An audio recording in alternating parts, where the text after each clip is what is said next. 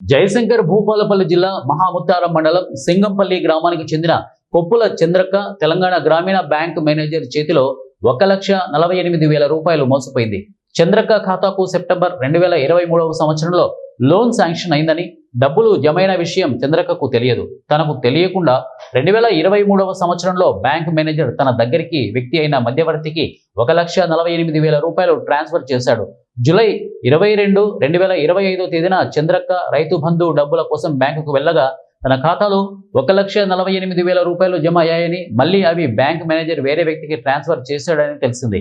చంద్రక్క అకౌంట్లో డబ్బులు జమ అయిన కారణంగా ఆమె రెన్యువల్ చేసి వడ్డీ కట్టాలని జూలై 23, 2025న బ్యాంక్ మేనేజర్ చంద్రక్కకు కోరారు. బ్యాంక్ మేనేజర్ ఆమెపై వడ్డీ కట్టాలని ఒత్తిడి చేయగా నాకు అందులో ₹1 కూడా తెలియదని ఆమె మేనేజర్తో వాదించింది. అనంతరం బ్యాంక్ మేనేజరే ఆ డబ్బులకు ఆగస్టు 2025లో వడ్డీ కట్టుకున్నాడని తెలిపింది. బ్యాంక్ మేనేజర్ ట్రాన్స్ఫర్ అవుతున్నాడు అన్న విషయం తెలుసుకున్న చంద్రక్క ఈ విషయంపై 1TV న్యూస్ స్టాఫ్ రిపోర్టర్ని ఆశ్రయించింది. తనకు తెలియకుండా మధ్యవర్తుల ద్వారా బ్యాంకు మేనేజర్ తనను మోసం చేసిన విషయాన్ని క్లుప్తంగా వివరించింది. దొంగతనంగా బినామీ పేర్లతో ప్రభుత్వ సొమ్ముకు గండి కొడుతున్న సదరు బ్యాంకు మేనేజర్ పై వెంటనే కఠినమైన చర్యలు తీసుకోవాలని తను కోరుకుంటోంది. అయితే నేను బ్యాంకుకు వచ్చిన తిరుగుడు తిరిగినా కానీ నాకు అది చేయలేదు. ఆమె కాపులోని ఇప్పిస్తానమ్మా ఇంటికాడ ఉన్నదా అని తీసుకొని వచ్చిండు. ఇంటికాడ ఉన్నదా అని తీసుకొని వచ్చి ఇక అవన్నీ చేయించుకున్నాడు. చేయించి ఇక మళ్ళీ తెల్లారి రాపో అమ్మ ఇవాళ ఇయ్యడాట అని అట్ట ఇట్ట అన్నాను. ఇక నాకు ఇయ్యలేదు. అది అప్పుది అని నాకు ఇయ్యలేదు. అది నాకు తెలియదు ఆ అప్పు. ఇక అట్టిన ఈయన ముందాలు ఇక ఇయ్యడాట నమ్మన్న ముందాలు ఇక సప్పటిదాకా ఉంటే ఇక మళ్ళా రైతు బంధు పైసలు పడ్డాయి. లాగు పెట్టిండు. ఆ సారే లాగు పెడితే ఈడికి వచ్చే వరుసలు తెలిసింది. చెప్తే నేను అయ్యో నేను అప్పు ఎందుకు తీసుకున్నా, నేను తీసుకోలేదు ఈడ అప్పు.